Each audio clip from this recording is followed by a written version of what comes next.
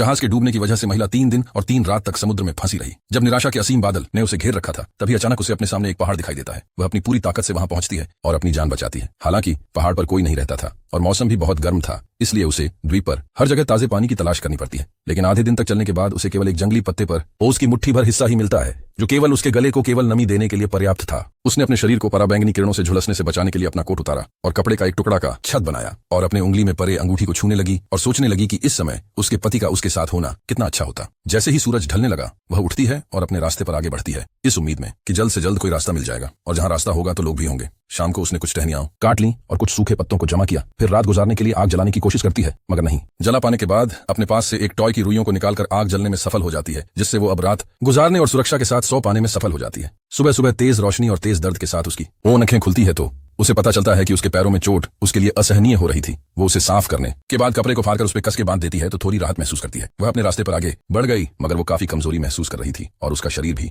कमजोर लग रहा था। वह कुछ जंगली फल ढूंढना चाहती थी ताकि उसे खा सके। जब से वो द्वीप पे आई थी, न कुछ खाया न पिया था उसने। शाम तक उसे कोई फल या पानी की एक बूंद भी नहीं मिल सकी थी। वह जमीन पर बैठ गई और बेहोश होने से पहले अच्छे से आराम कर लेना चाहती थी। वास्तव में उसकी स्थिति डरावनी थी। उसे सच में डर था कि कहीं कोई जंगली जानवर बाहर न आ जाए। डर के मारे वह सहमी हुई थी और इसी तरह धीरे धीरे वो सो भी गई। अगला दिन अचानक आ गया। उसने अपने शरीर पर एक लंबा कीड़ा रेंगते हुए देखा। उसने अपनी सांस रोक ली और हिम्मत करके कोई आवाज नहीं निकाली और वो कीड़ा उस पर से हट जाता है और वो उससे बच जाती है। वो उठती है और आगे बढ़ती है। सौभाग्य से एक परिवार वहां से गुजर रहा था, मगर उसकी चोट और उसकी भूख ने उसके शरीर को तौड़ के रख दिया था। उसका शरीर कांपने लगा। तभी अचानक उसके सामने एक आदमी दिखाई देता है, मगर अपनी कमजोरी के कारण आवाज नहीं निकाल पाती है और चक्कर खा के गिर पड़ती है। जब वह उठी तो उसने खुद को एक बिस्तर पर लेटा हुआ पाया। उसे पता चलता है कि उसी दयालु आदमी ने उसे बचाया था और उसके पैरों में खास जड़ी बूटियों का लेप लगा दिया था ताकि उसे राहत हो। यह देखकर महिला ने उस आदमी का शुक्रिया किया और सोचने लगी कि मैं अपनी दृढ़ता के साथ बच गई।